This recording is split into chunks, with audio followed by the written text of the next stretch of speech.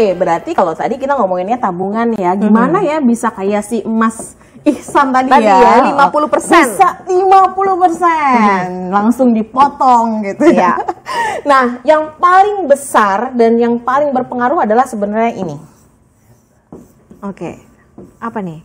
Kenapa? Iya, why? Kenapa sih kita tuh harus motong 50%? Kan harus ada reasonnya ya. Maksudnya bukan pekerjaan mudah loh, kita bisa langsung oke, gaji misalnya nih ya 10 juta terus langsung 5 juta dimasukin gitu. Tutup mata, nggak ada diskon gitu kan. Itu kan PR banget sebenarnya ya. Terus 5 juta yang buat belanja dan hidup sehari-hari. Tapi apakah itu bisa dilakukan? Bisa banget. Semua tergantung sama why-nya. Nah, why ini sebenarnya turunannya adalah ini.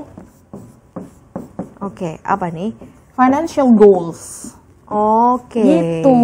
Sebenarnya kalau misalnya teman-teman mau tahu gimana sih caranya biar bisa rutin nabung atau udah nabung terus udah gitu nggak diambil-ambil, sebenarnya gampang banget. Apa sih sebenarnya goal keuangan kita?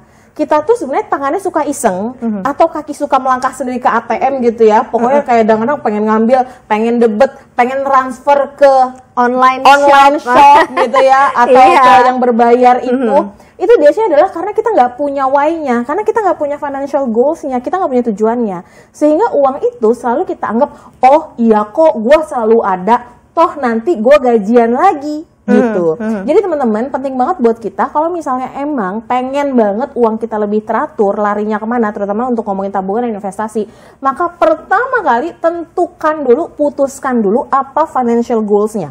Dan gak usah banyak-banyak sebenarnya. Mungkin waktu awal tahun, waktu saya ngisi di sini mungkin pernah saya sharingkan gitu ya. Sebenarnya teman-teman bisa kok bikin financial goals yang sederhana, cukup 1 sampai 3. Jadi financial goals tuh sebenarnya nggak usah yang kayak, aku pengen liburan ke luar negeri, aku pengen ini, sampai 10 gitu. Nanti kalau nggak tercapai sakit hati banget. Ya nggak sih? Udah banyak nggak tercapai. Tercapai pula 10-10-nya gitu kan? Painful juga kayak gitu. Jadi teman-teman, mumpung sekarang nih, kalau misalnya di sini masih ada yang kesulitan dalam hal, Mbak aku nggak bisa 10%, boro-boro 50%, 10% aja susah. Makanya pertama kali adalah yuk kita bikin financial goals. Abis nonton Invest Time, langsung cari buku atau ambil handphone, tulis keputusan saya adalah 1, di 5 bulan ini misalnya ngumpulin 30 juta rupiah tabungan misalnya.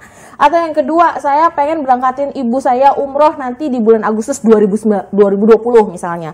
Atau saya pengen liburan ke Maldives gitu ya bulan Juni 2020 misalnya. Jadi buat satu keputusan goals yang 1 sampai 3 aja deh, nggak usah banyak-banyak, sehingga teman-teman terpaksa harus menabung. Gitu.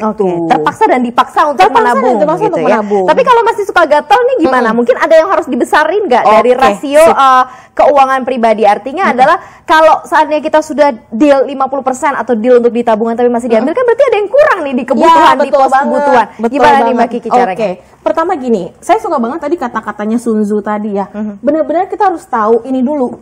Ibaratnya know yourself lah ya. Kita tuh harus tahu dulu sebenarnya diri kita tuh kayak gimana. Kalau emang kita terbiasa banget misalnya total pengeluaran kita katakanlah sampai 95%, ya sudah, jangan juga langsung 50% untuk ditabung, alias kita mengorbankan 45%. Jadi kita juga ngukur, kita kan human ya, manusia biasa.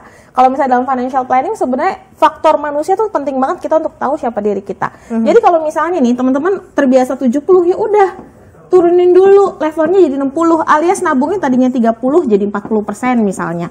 Kita ini aja nih, apa namanya ya, jangan drastis lah, intinya kayak gitu. Itu yang pertama. Jadi tahu dulu gue batasnya seberapa ya untuk ini gitu kan.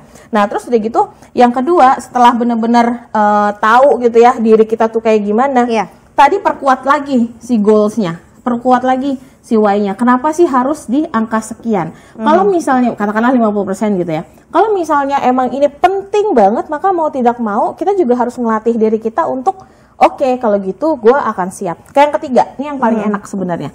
Kalau teman-teman udah punya kebiasaan, punya hobi tertentu ya yang memang harus disalurkan gitu ya. Saran saya sih, ya udah sisihkan aja 10% deh dari total income gitu. dikeluarin dulu ketika dapat gaji langsung 10% ini ya. Misalnya gini, begitu dapat gaji, katakanlah kita udah nyisihin 30%, udah berkomitmen. 10% itu buat happiness kita deh, gitu misalnya.